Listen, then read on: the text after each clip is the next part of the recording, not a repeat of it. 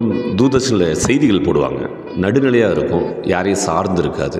அந்த செய்திகளை பார்க்குறக்காகவே நிறைய பெரிய ஆளுகளாக வந்து உட்காந்துக்குவாங்க. அந்த செய்தி போடுறதுக்கு முன்னாடி ஒரு மியூசிக் வரும் பாருங்கள், இந்த மியூசிக் தான்.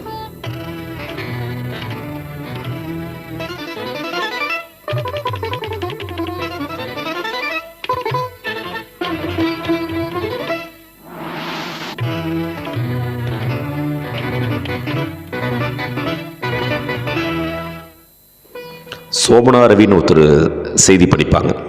அவங்க வாய்ஸ், அவங்க சேரீ கட்டிருக்க அழகை பற்றி பக்கத்தில் காக்காக்கெல்லாம் சொல்லுவாங்க.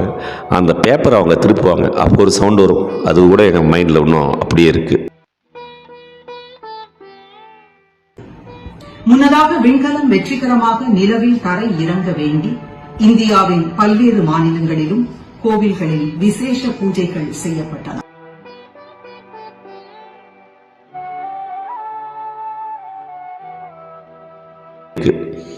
இன்னொரு செய்தி வாசிப்பாளர் நிஜந்தன். வணக்கம். நாட்டின் அடித்தளமாக விளங்குகிறது என்று முதலமைச்சர் திரு மு கருணாநிதி கூறியிருக்கிறார்.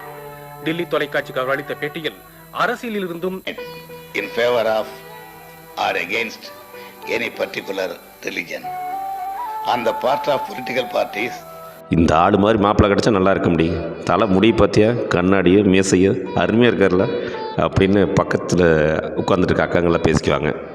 அப்போ அவங்களாம் அக்காங்க, இப்போ ஆத்தாங்க. இந்த டிவி பார்க்க போகும்போது லவ் லெட்டர் கொடுத்து